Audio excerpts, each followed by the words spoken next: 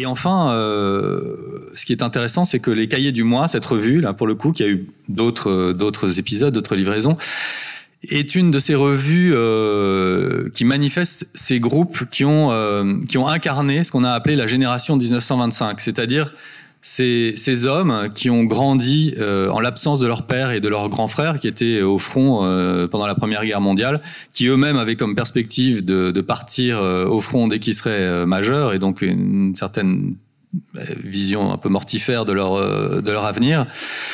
Et lorsqu'ils sont arrivés sur la scène intellectuelle au début des années 20, eh bien, ils ont voulu rejeter le monde de leur père, qui était un monde scientiste, positiviste, et se tourner pour rechercher un sens, reconstruire. Il y avait eu Dada qui avait fait table rase, et eux voulaient reconstruire, retrouver un ordre.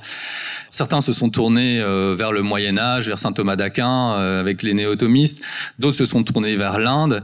D'autres encore ont cru voir se lever la lumière en Orient, qui était la Russie, avec la révolution bolchevique. Mais on sent qu'il y a quelque chose de commun dans cette recherche pour reconstruire un ordre en se fondant sur un système de pensée ou sur une métaphysique.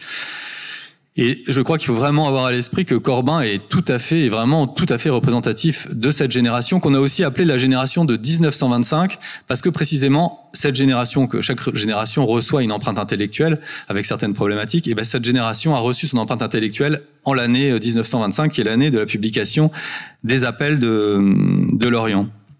On peut citer comme un autre exemple, bon, Corbin est très représentatif, d'autant plus que Corbin est lui-même orphelin au sens de mère, et puis délaissé par son père au sens strict, donc ça renforce encore cet aspect psychologique.